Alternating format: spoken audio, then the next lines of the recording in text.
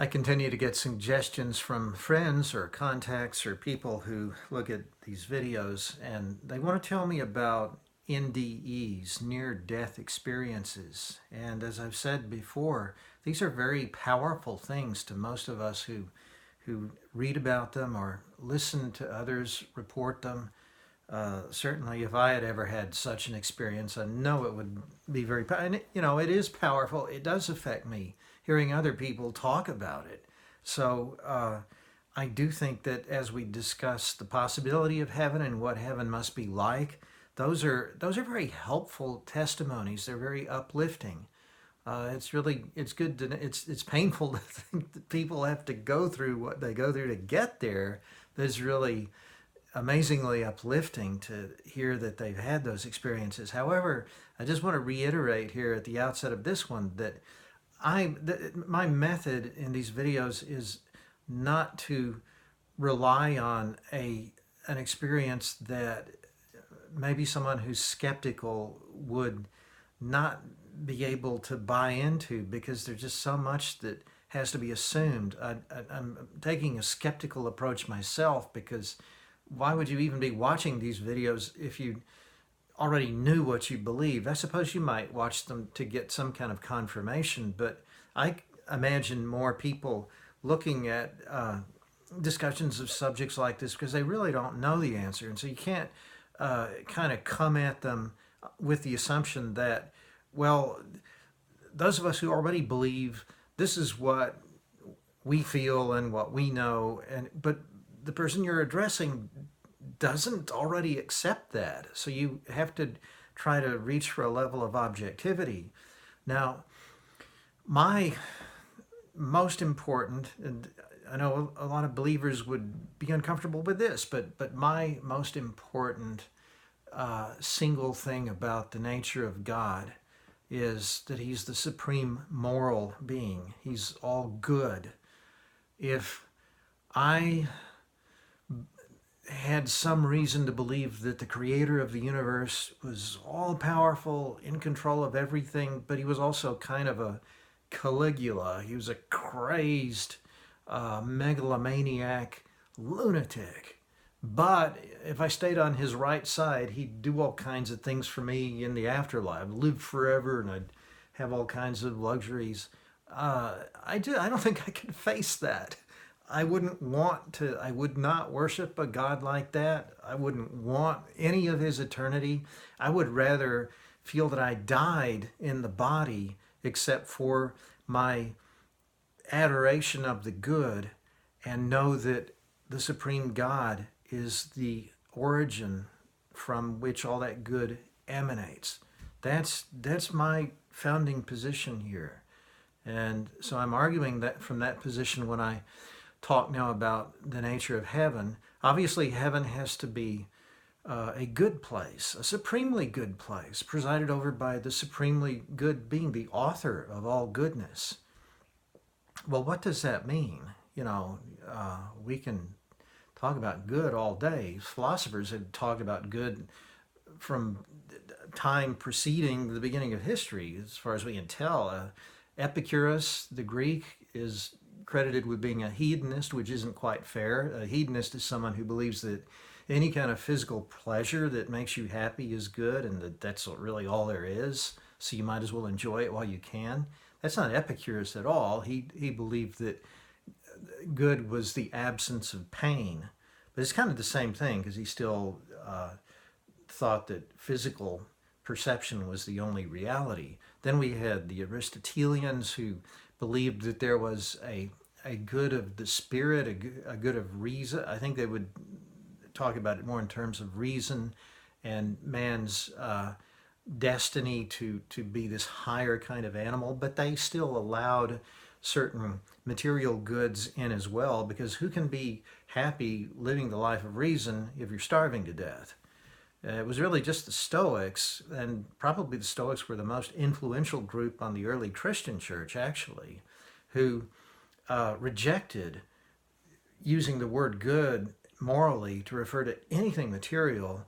The good was first and last the moral good, and it was that for which all people live, it's that to which they're called, is really a very spiritual idea.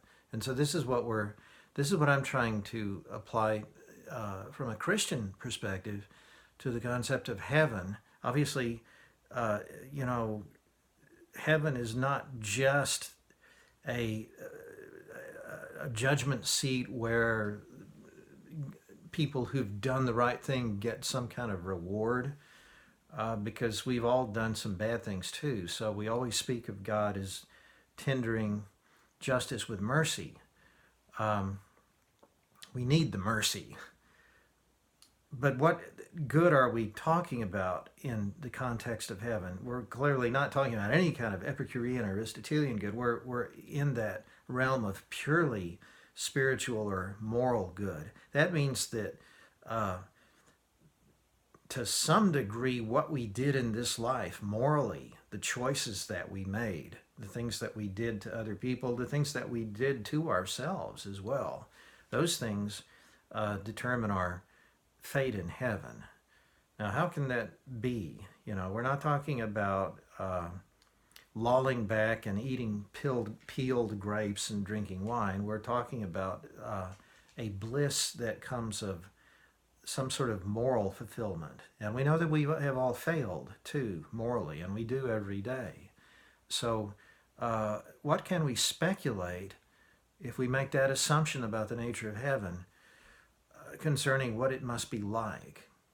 And here's where I kind of link up with the near death experiences, because these narratives always talk about meeting family members long departed, or friends for one's life that suddenly that were no longer in this world, and you leave this world and you find all those people there. It's a very bright, warm, wonderful place.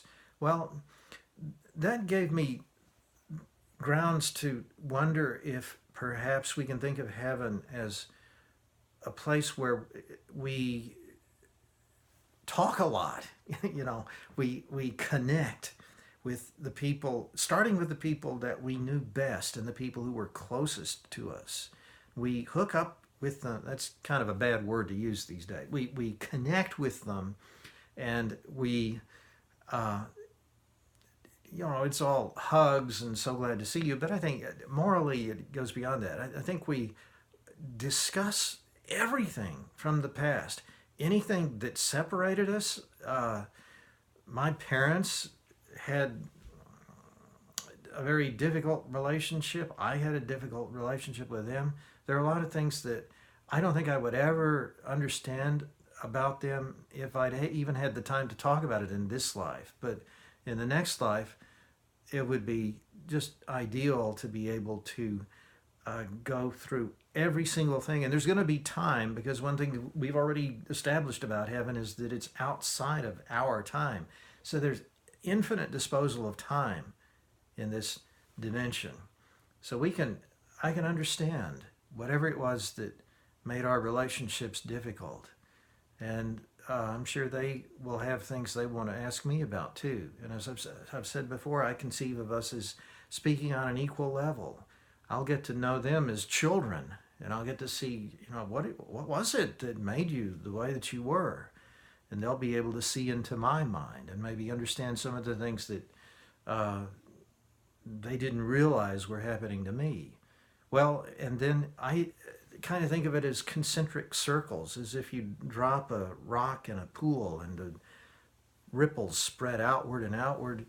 There will be other people that we will proceed to talk with, and there will be difficult situations that we never had a chance to set right in this life, but we'll talk through those. We'll get to know all about everything that went wrong. What were your intentions? Well, here were my intentions. I don't know how we got so crossed up, but this is what I wanted to happen. And any sort of third party who can contribute to the discussion will be there with us too. Everything is going to be known. Everything will be made clear. And I can't think of a more just magnificent, wonderful, warm place than that from a spiritual and a moral perspective. All the things that have sat on your heart, perhaps more and more heavily throughout this life. All those burdens get lifted off. And God is doing that. And God's mercy is in his showing that he knows that you made some mistakes, but he also knows that you, in having these exchanges with others, will be able fully to recognize your mistakes. You know, it's one thing to be sorry for what you've done, but it's another fully to realize where you went wrong. And I think most of the time, most of us, even though we're sorry for something, for a misstep, we don't really understand why we did that or even exactly what we did. But in the context of all this sharing of knowledge, I think all of that becomes clear. It's like, you know, walking on the surface of the sun and not being burned alive because you're no longer, you're in that spiritual state. Just everything is enlightened. It seems to me that must be just indescribably wonderful. Of course, we use words like forgiveness and confession, and all of that will be a part of it. But a confession is not really, I think, complete, again, unless you fully realize exactly what it was that you did wrong. And we probably need some sort of unearthly experience to have that full knowledge. Forgiveness, too. I should probably just try to do a whole, complete, distinct video on forgiveness, because I think it's a much more complex issue than is usually presented in popular culture. You can't just forgive people because you're tired of thinking about it and it bugs you, so you're just gonna put it out of your mind and, you know what, you're forgiven. Let's not talk about this anymore. That's kind of my mother's approach to difficulties. You know what, we're not going to talk about this anymore. I'm sorry, but that's not really, that's not the kind of forgiveness that we're going to have to work out in heaven. We're going to have to get to the bottom of everything. And we can do that, again, with this infinite amplitude of time. Time is no longer an issue. We'll even be talking to people from the beginnings of history, people whose names we've heard, but that we really know nothing about. You know, maybe we have grown up, I don't want to get political here, but somebody that we've slandered, we've decided because of what our culture's been telling us and maybe what we learned in school, that this was a wicked person and his statues should be torn down, and maybe we need to talk to that person. Maybe we've been kind of slandering that person. You can slander someone who's dead, you know, because in heaven that doesn't matter. That's a person just like you. And we'll get to confront all of those people and get to know them better. Maybe they were worse than we thought. Maybe they're not going to be in heaven. We'll talk about hell next time. But maybe we have been giving them a bad shake, and even though they were dead before we were born, maybe we need to apologize to them for that. You see where I'm going?